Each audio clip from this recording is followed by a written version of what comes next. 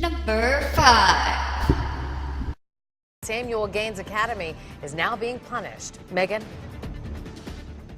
Well, Kelly, it seems anymore most students do bring a cell phone with them to school, and they keep them with them while they're in the classroom. One student says she used her cell phone to record audio of what she says depicted her teacher bullying another student. She thought she was doing the right thing, but she says the school said her video was illegal. 11-year-old Brianna Cooper has good grades and works hard at Samuel Gaines Academy in Fort Pierce. But a video on her phone got her suspended for 5 days. I thought I did the right thing.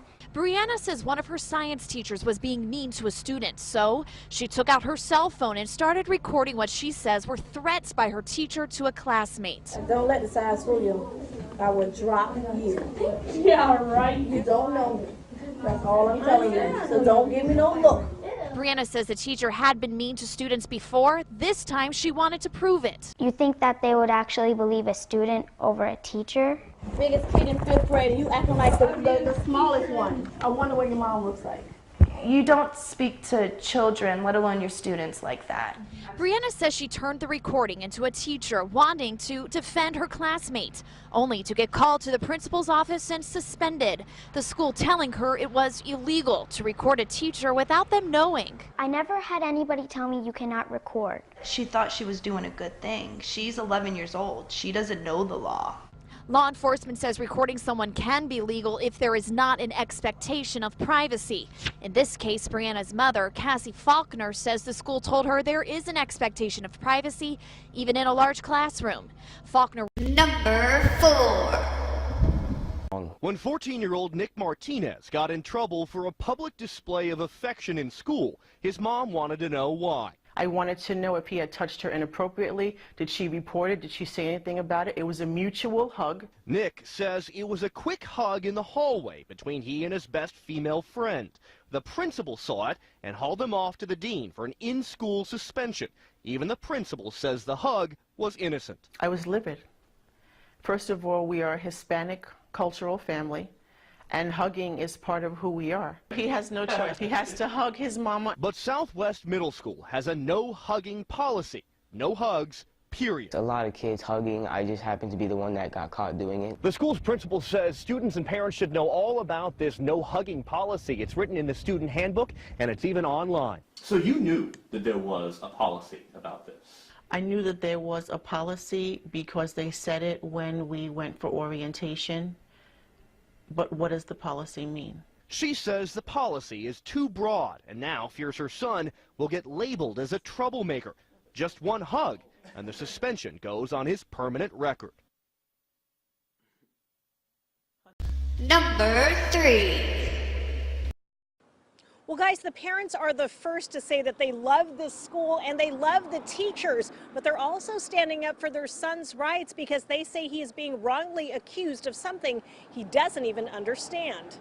Jackson Riley was suspended from Great Valley Charter School in Modesto last month after he refused to take his backpack off in class. The 5-year-old told one of his teachers there was a bomb in his backpack, which would explode if he took it off. So they looked in his backpack, and my son's 5 years old. Obviously, there's no bomb in my kid's backpack. They called me at work and said there's been an incident at the school. They told me everything that my son said, and they said you need to come pick your son up, and this is going to be a one-day suspension. Jackson's parents initially received this letter explaining the reason for the suspension, which stated the student, quote, intentionally engaged in harassment, threats, or intimidation, a code that applies to students 4th through 12th grade. The family complained, claiming the suspension was extreme and one Jackson didn't deserve. They also pointed out that the code didn't apply in this case. And they said, well, hey, you're right, it doesn't fit, so here's what we've done for you. We've taken that code back and we went ahead and gave him terrorist threats. It was like, hey, we supersize this for you at like no extra charge. The school then sent a second letter changing the initial code, which now states kindergartner Jackson Riley, quote, made terrorist threats towards school officials. That he said we couldn't take his backpack off because it would explode, meaning he doesn't want anybody to get hurt. So, I mean, granted, it's all in the world of pretend play, and we're talking about an imaginary bomb, but where was the threat? And we still haven't really received a clear answer to that. Administrators at Great Valley Academy declined our request for an interview, but sent us a statement, quote, Great Valley Academy takes student safety and discipline very seriously. However, we may not disclose confidential student information or discuss the specifics of any GVA student. Number 2.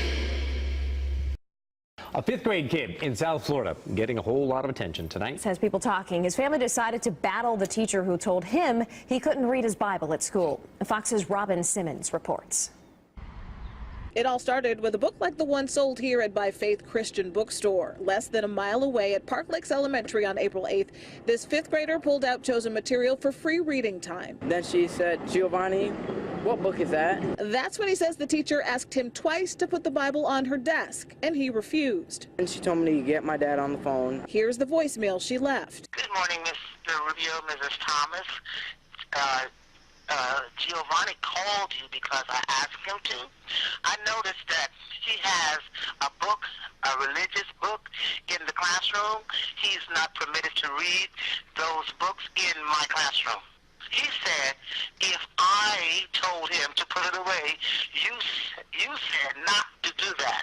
So please give me a call. I need to have some understanding on direction to him about the book he's reading as opposed to the curriculum for public school. Mrs. F. Thomas, thank you and have a wonderful day.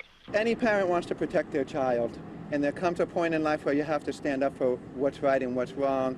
And when somebody's civil rights and constitutional rights are being violated, and it happens to be your child, I'm sure any one of you would do that for someone you love. The district sent a letter April 16th saying any student had the right to read religious material before or after class, but a statement put out May 5th reads, Broward County Public Schools respects and upholds the rights of students to bring personal religious materials to school, including the Bible, and to read these items before school, after school, or during any free reading time during the school day. This information has been communicated to the parents of the student involved in this situation. Liberty Institute, an advocacy group which says its mission is to restore religious liberty across the U.S., got involved. They and the family say they want an apology. Number 1. Says she was standing up for her religious beliefs in the classroom after breaking a class rule by saying, bless you, to another student. It's a story we received tips about online, and tonight we're learning more. WMC Action News 5's Michael Clark live with what he knows so far. Michael? Yeah, Ursula, Kendra Turner is a senior at Dyer County High School. She says that her teacher disciplined her after she said, bless you, when one of her fellow classmates sneezed. Turner feels her teacher was taking issue with her religion. When she stood up for herself, Turner says she was told to go to the administrator's office and later placed in in-school suspension for the rest of that class period. Her pastor tells me students had just talked about how to stand up for their faith last week in church. There were several students that were talking about this particular faculty member there that was very demeaning to them in regards to their faith. A student sent me this picture. It shows a list of words the student claims the teacher does not allow in the classroom. You can see bless you is on the list. Turner's parents tell me school leaders claimed the outburst was a classroom distraction, that Turner shouted bless you across the room. I've talked to Turner and will be interviewing her within the hour. Now, I've called and emailed the superintendent here at Dyer County Schools, but so far have not heard back. Again, we'll tell you what Turner had to say a little bit later on in our broadcast on Action News 5 at 10 o'clock. But for now, reporting live in Dyer County, Michael.